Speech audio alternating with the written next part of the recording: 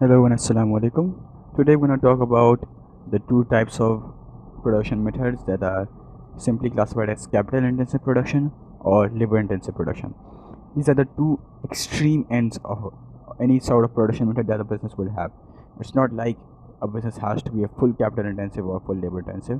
They are just two extremes that okay, some business might even have reached this extreme level, but generally it's somewhere between. Like okay, even if even if a business has a lot of capital and capital high machinery equipment and all, there will be at least a few number of employees who will look after those machineries and maintain them. And if even if it's a full labor intensive business, there might be a little bit of machinery being used. So overall, all the production methods that a business used, they are somewhere in between these two extreme ends. So we're going to talk about both of these production methods and why should a business use any particular method, and what should we use, what are the factors that decide which production method is to use in certain situations. So capital intensive production basically involves a high quantity of capital equipment and mechanization. That is capital intensive, so it's basically high quantity of capital equipment and mechanization. Now, why should a business use capital intensive production? Now, when we discuss these reasons for choosing capital intensive production, you can also classify them as advantages of capital intensive production over labor intensive production, or the disadvantages of labor intensive production as well. And yeah, that's pretty much it. So let's dive in.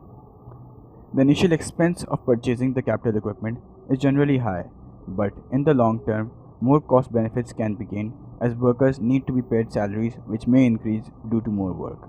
Machines, however, would only require one time big investment and rare, infrequent maintenance costs.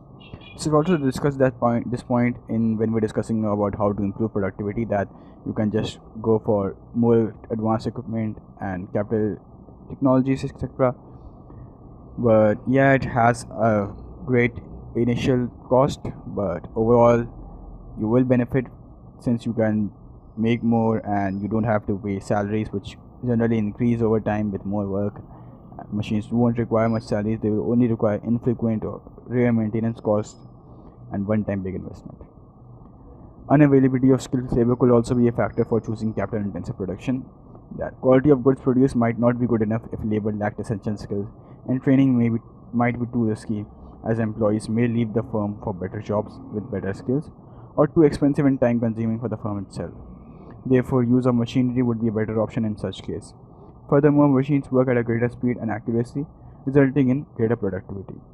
So, if you can't find skilled labor, can't recruit good labor, or neither can you train your unskilled labor, training you might not be able to find good labor if there's none available, but you might be able to train your workforce, but training is risky since if they are trained they might poach. There's a risk of poaching, that means that employees may leave the firm for better jobs unless there's a contract of employment where they could be fined.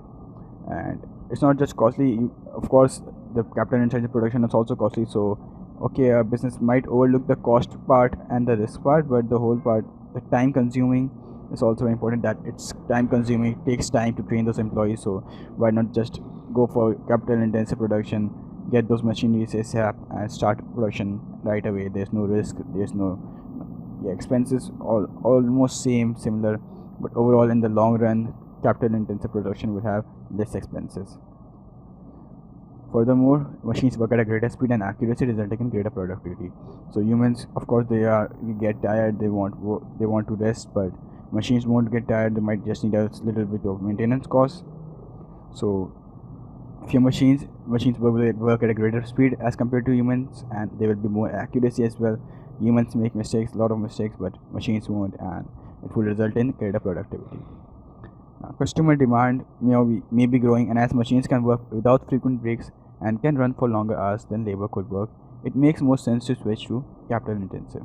So, if customer demand is good and you want to increase your production, not just your productivity, we're not talking about productivity right now, we're talking about production, like that output that you're producing.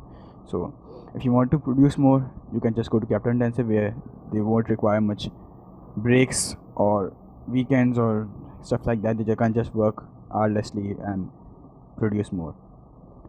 The pace of technological change is very fast, and in order to keep up with competitors who might have adopted the latest technology in their production, it makes sense to go for capital intensive production, right? So since it's just like you're trying to keep up with your competition, so that's why you might want to go with capital intensive production. And finally, a business may become large enough and have enough finance to switch to capital intensive. Furthermore, labor is difficult to control in large organizations, so it also depends on the size of the business. If a business is a very large organization, it's not easy to have personal interactions with other employees or motivate them, keep them motivated. You may want to switch to capital intensive business, not just because you have the finance to do so, but also because it is difficult to control your labor in large organizations. So that's all about capital intensive production. Moving on, we have labor intensive production. Why should a business involve?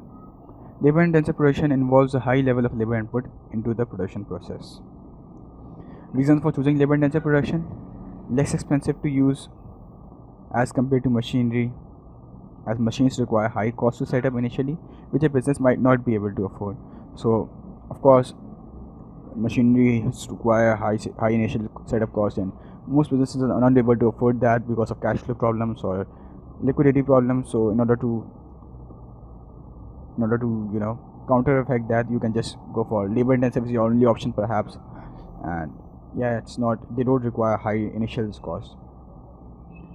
It is less of a fixed cost associated with many types of labor, and particularly in times of recession. What this means is that a business can lay off employees if they can't afford to pay salaries, reducing its fixed cost. So your fixed cost associated with your labor, and you can just directly cut off your fixed cost if you want. If you can just lay off your employees if you can't afford to pay salaries. Of course, there's laying off in itself means redundancy or dismissal. Those particular terms will come into. So if you want to discuss this point more, you need to go back to that chapter, HRM chapter, about redundancy dismissal. That redundancy might not be too easy. You might have to pay them perhaps, but you won't have to pay them salaries. A lot of times you just need to pay a month or two salaries perhaps, or it's not too easy, like what else can we say? You can also discuss that if some employees are, you might have overlooked some employees behavior, but if you can't afford to pay salaries, you can just use dismissal. You can just dismiss them, and before you were just overlooking them, but now you can just look at them, and in order to cut off your cost, you just dismiss your employees without having to pay them. Now, more labor provides opportunity to give a more personal service or a more unique product, particularly in niche markets. Handcrafted furniture, perhaps example. So if you have more labor, that means you can give more personal service and more unique product, particularly.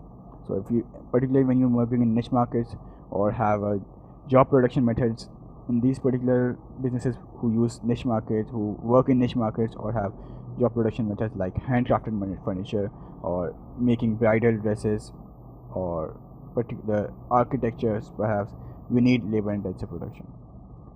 It is more appropriate and necessary for certain businesses like hotels and restaurants due to the customer service nature of the business. So in the nature of some businesses like customer service, so you need labor in these particular situations. So that's why labor intensive is used in these businesses. So that's why you can choose these are labor intensive businesses. Now, as we discussed earlier, that capital intensive, the reasons for choosing capital intensive could also be used as a reason for not choosing labor intensive.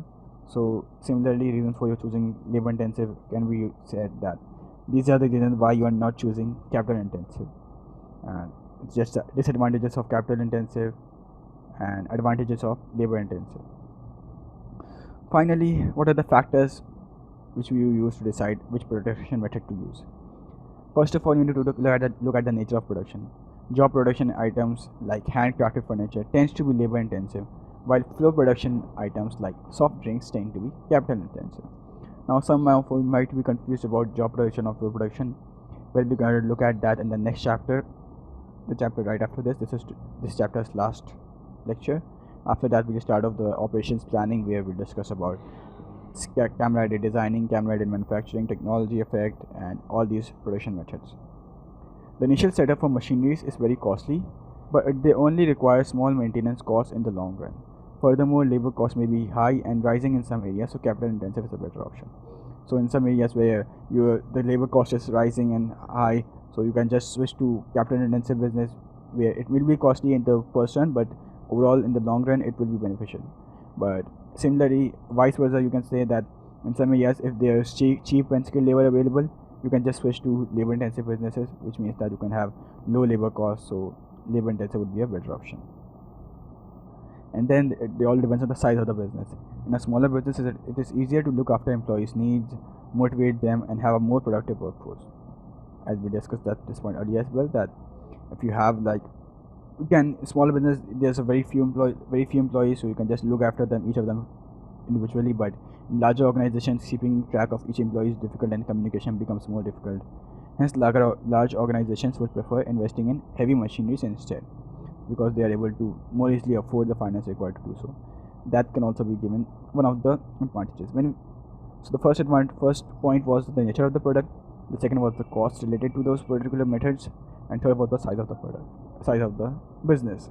Smaller businesses, you'll go with labor intensive because you can have a more productive workforce, and in large organizations you will go with capital intensive normally because you can't handle your workforce and you have the finance to purchase heavy machineries.